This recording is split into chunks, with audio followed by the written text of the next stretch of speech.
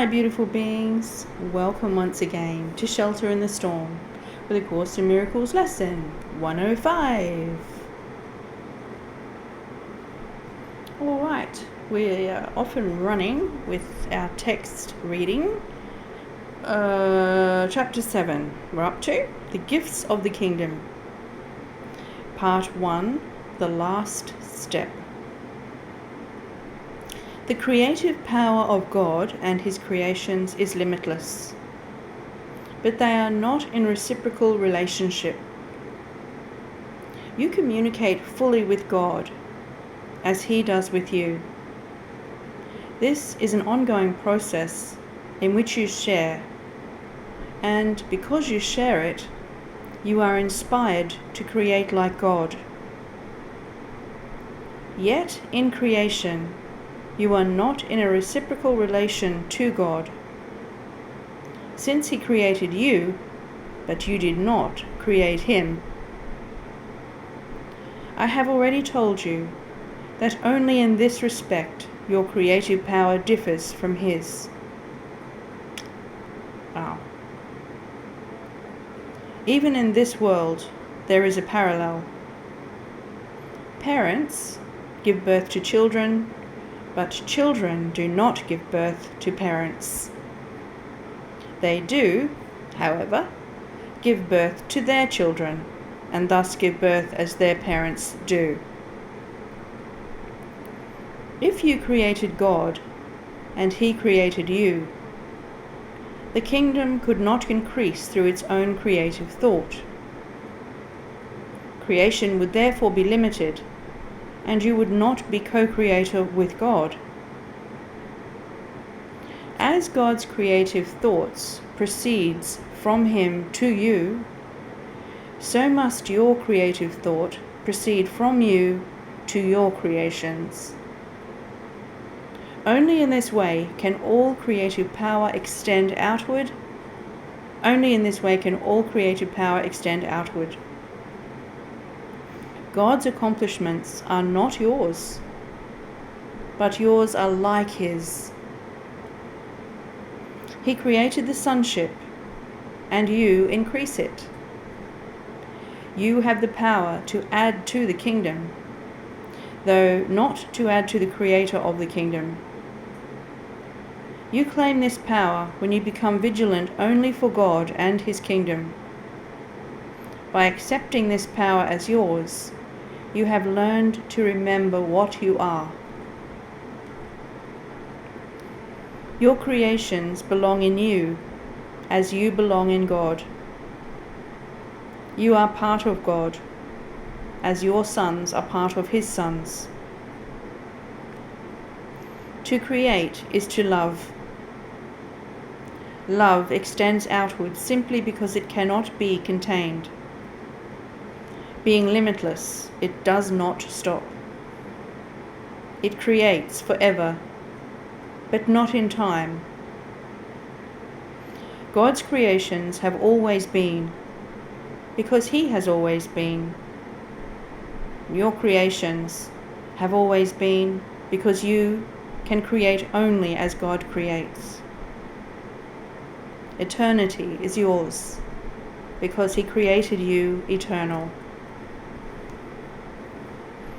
The ego, on the other hand, always demands reciprocal rights, because it is competitive rather than loving.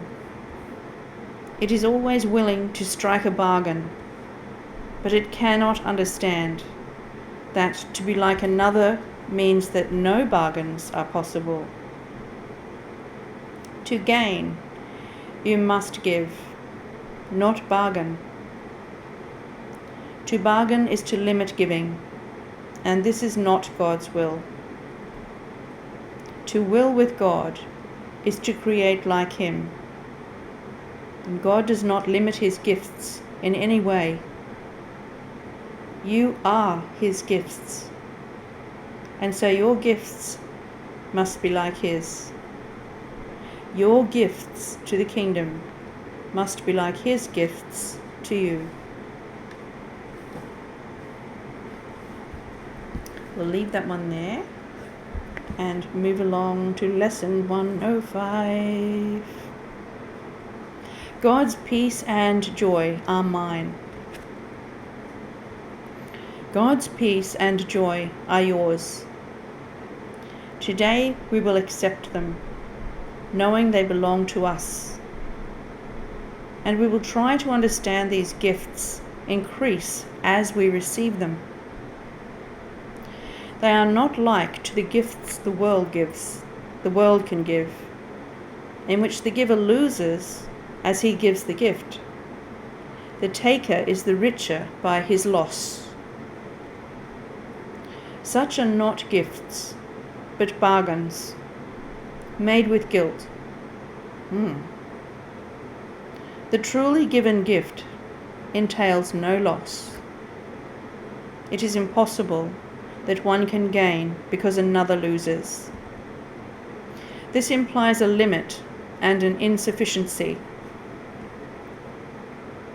No gift is given thus.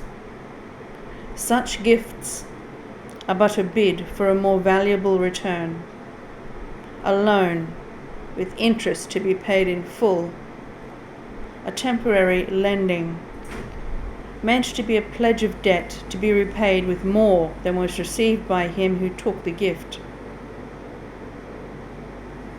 This strange distortion of what giving means pervades all levels of the world you see. It strips all meaning from the gifts you give and leaves you nothing in the ones you take. A major learning goal of this course has set to reverse your view of giving so you can receive. Forgiving has become a source of fear, and so you would avoid the only means by which you can receive. Excuse me. Accept God's peace and joy, and you will learn a different way of looking at a gift. God's gifts will never lessen when they are given away. They but increase thereby.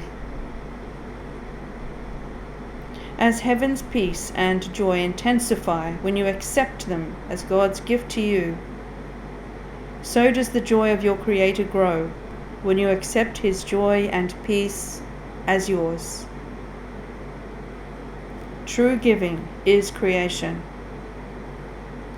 It extends the limitless to the unlimited, eternity to timelessness, and love unto itself. It adds to all that is complete already, not in simple terms of adding more, for that implies that it was less before. It adds by letting what cannot contain itself fulfill its aim of giving everything it has away, securing it forever for itself. Today, accept God's peace and joy as yours. Let Him complete Himself as He defines completion.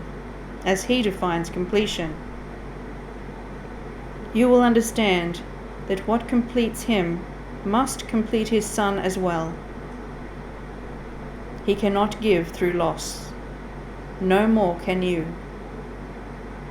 Receive His gift of joy and peace today, and He will thank you for your gift to Him.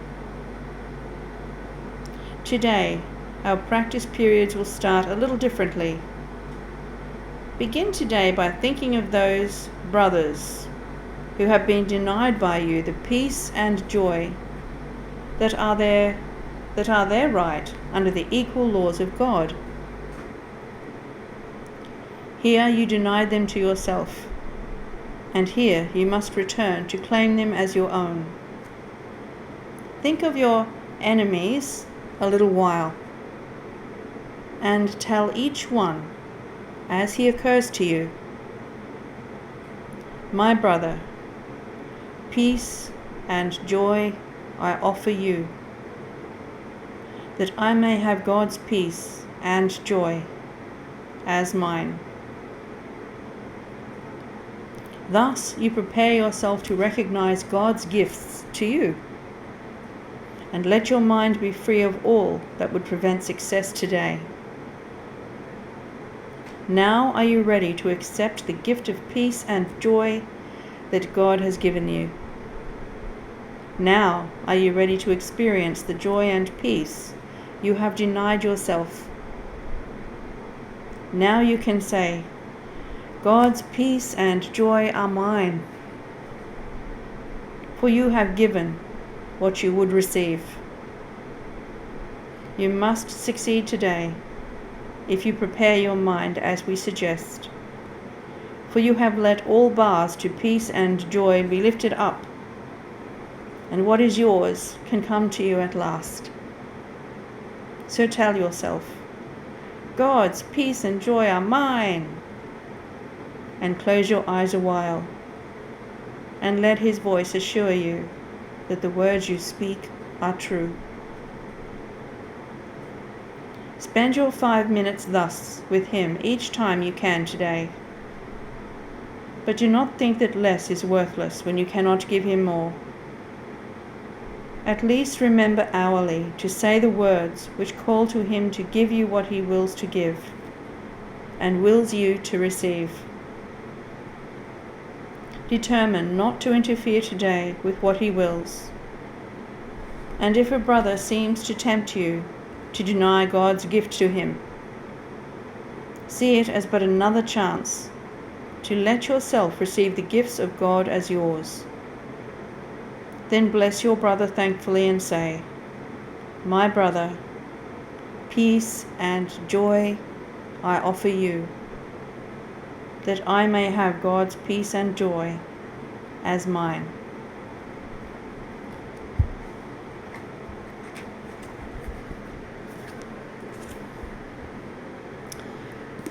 Jesus comments for lesson 105. God's peace and joy are mine.